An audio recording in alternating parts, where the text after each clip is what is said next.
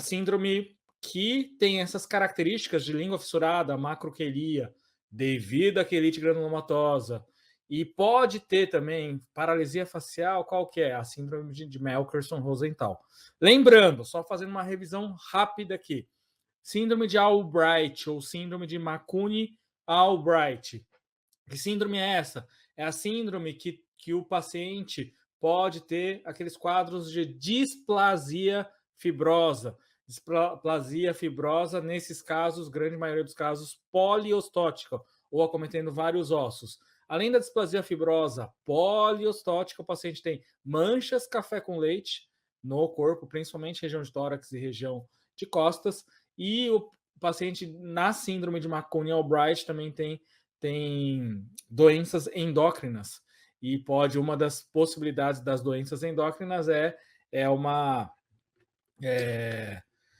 menarca adiantada, né? Então a menina tem a primeira menstruação bem adiantada, numa idade bastante anterior aos 11, 10 anos. É uma situação que acontece devido aos distúrbios endócrinos que acometem os pacientes com síndrome de Makuni-Albright. Síndrome de Gardner, a gente vai ver ainda, mas tem osteomas múltiplos, o paciente pode ter polipose intestinal, essa polipose intestinal pode sofrer transformação maligna, e são características da síndrome de Gardner. Síndrome de Peutz-Jeghers. Síndrome de Peutz-Jeghers é aquela que o paciente tem máculas ou manchas na região de lábio, tem também, né? Pode ter, além dessas máculas na região do lábio, de cor acastanhada, pode também ter polipose intestinal, e essa polipose intestinal, assim como na síndrome de Gardner, também pode sofrer transformação maligna, que é o pior dos quadros, pior do quadro quando a gente pega síndrome de Gardner ou síndrome de Peutz-Jeghers. Isso aí, bora lá, vamos para mais uma questão. E olha que coincidência, né? Por que a gente fala dessa questão de direcionamento? Olha a banca, agora, claro, a prova anterior foi 2017, essa questão, uma causa idiopática da paralisia facial denomina-se, né, coincidentemente, é a síndrome de Melkerson-Rosenthal. Lembrando que a paralisia facial não estava no quadro anterior, né, ou na questão anterior, mas faz parte, né, do quadro de síndrome de Melkerson-Rosenthal. Então é importante que vocês memorizem, que vocês saibam a possibilidade, né, dessa síndrome. Foi questionada durante 2 vezes, provas em 2017, 2021, e essa síndrome acabou caindo, né, nessas 2 circunstâncias. A banca tem esse grau de repetição. Os principais vasoconstritores utilizados em odontologia são adrenalina, noradrenalina, levonorfina, fenilefrina e felipressina. Calculando a quantidade de solução anestésica por consulta, levando-se em consideração o paciente saudável, a dose máxima de adrenalina é de 0,2 miligramas. Então, veja que ele dá no enunciado, 0,2 miligramas. E cada tubete possui 1 para 100 mil, ou seja, que corresponde a 0,018 miligramas. A tabelinha que eu coloquei anteriormente para vocês. Um paciente, só corrigindo que é 1 para 100 mil aqui, tá? Deve ter feito uma digitação errada, é 1 para 100 mil. Um paciente pode receber por consulta a seguinte quantidade de tubetes: 4, 6, 9 ou 11. Então, lá na hora, qual o cálculo que você vai fazer lá na hora? Você vai fazer o seguinte cálculo: você vai pegar 0,018 e multiplicar por 4. 0,018 multiplicar por 6, 0,018 multiplicar por 9 e 0,018 multiplicar por 11. Por quê? Porque eu tenho que chegar próximo disso aqui, ó, que é a quantidade máxima. Então, como nós já fizemos o cálculo, nós já sabemos que a resposta é 11. Então, só para reforçar para vocês, ó, deixa eu colocar de novo o cálculo, ó. 0, aí, 0,018 18 vezes 11. Tá aqui, ó, 0,198 ou simplesmente 0,2.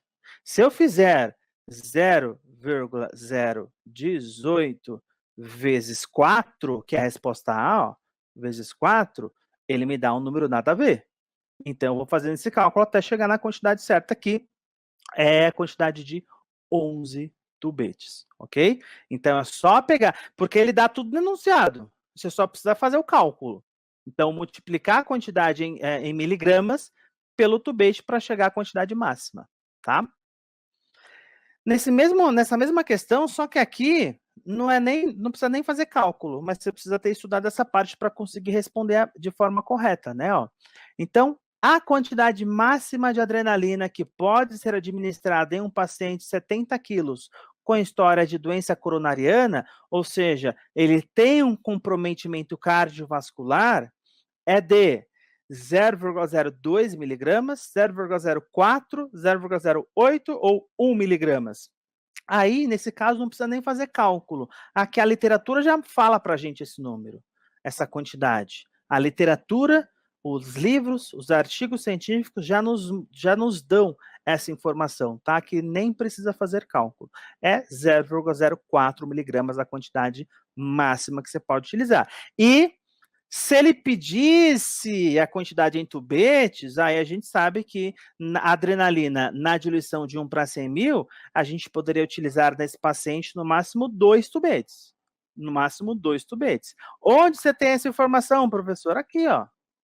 No máximo 2 tubetes para um paciente que tem comprometimento cardiovascular. Ok? Na diluição de 1 para 100 mil, tá? De acordo com a Constituição da República Federal do Brasil de 88, analise as afirmações assinalando verdadeiras ou falsas. Vamos lá.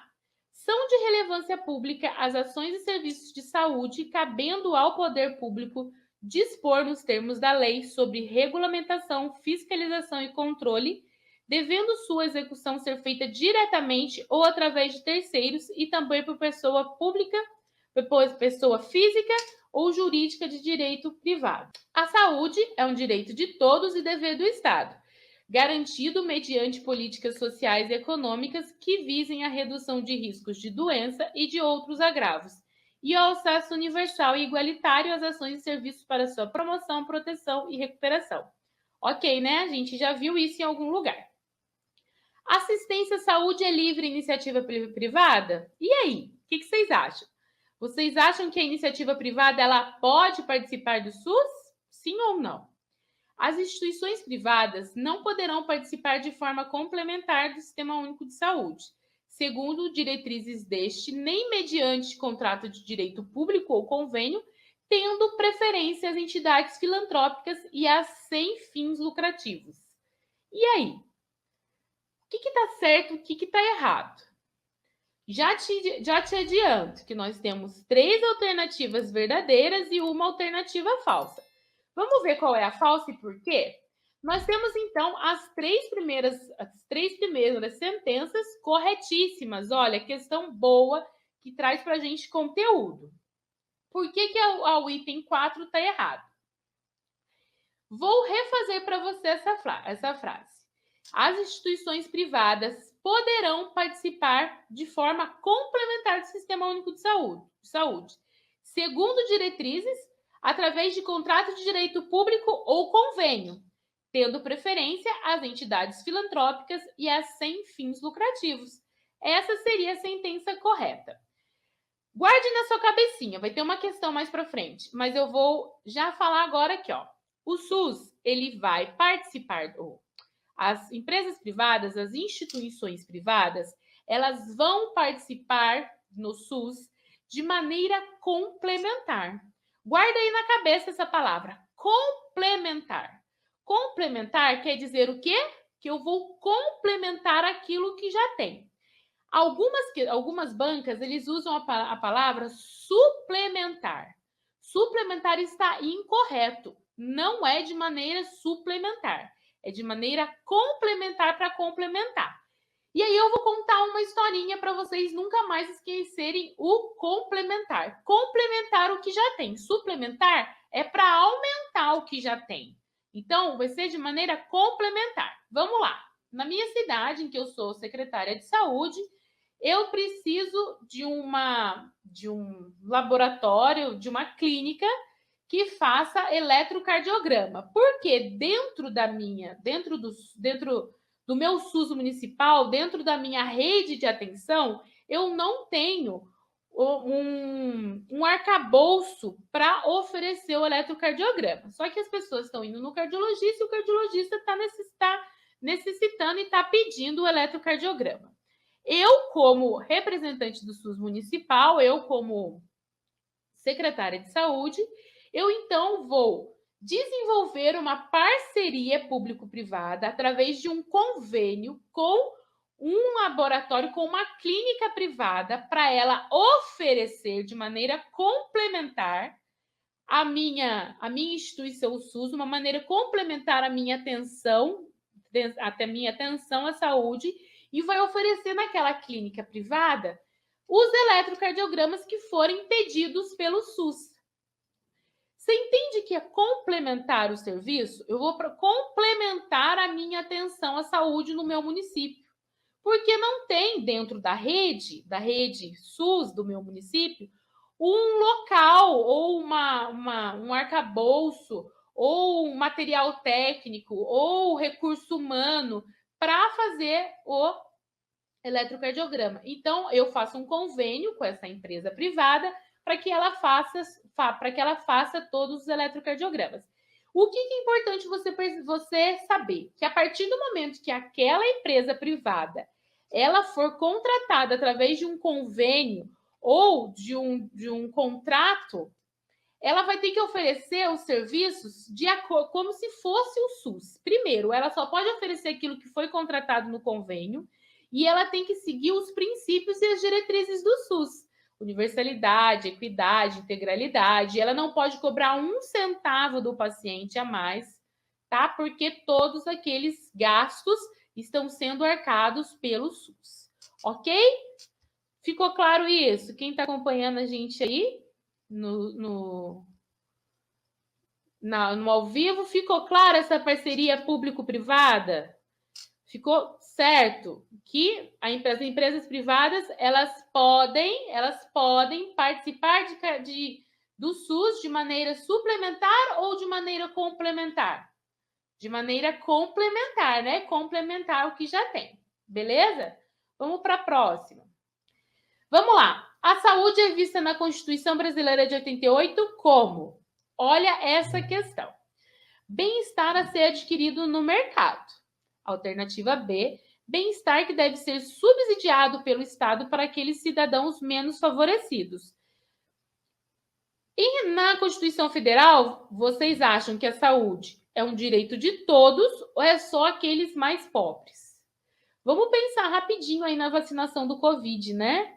Que não importa se é rico, se é milionário, se é paupérrimo, se mora na favela, se mora na Barra, sei lá, um bairro chique aí do Rio, não importa onde mora, tem direito à vacinação pelo SUS. Então, o que a gente acha? É universal ou é para os menos favorecidos? Direito de cidadania que deve ser garantido por políticas sociais e econômicas. Direito do consumidor assegurado pela regulamentação do mercado. Completa o bem-estar físico, psíquico e social e não apenas a ausência de doença. Na Lei 8080, está escrito que a saúde é um completo bem-estar físico, psíquico e social e não apenas a ausência de doença. Só que olha a questão, converse com a questão. Quando a gente conversa com a questão, a gente nunca erra, tá? A pergunta é o seguinte: a saúde é vista na Constituição Federal como? Ele não está perguntando para você como que a saúde é vista na Lei 8080. Ele está perguntando para você como a saúde é vista na Constituição Federal. Na Constituição Federal, a saúde é vista como um direito de cidadania que deve ser garantido por políticas públicas, sociais e econômicas. Na Lei 8080, lá está escrito assim: a saúde é O conceito de saúde é o seu completo bem-estar físico, psicossocial e não apenas a ausência de doença. Ok?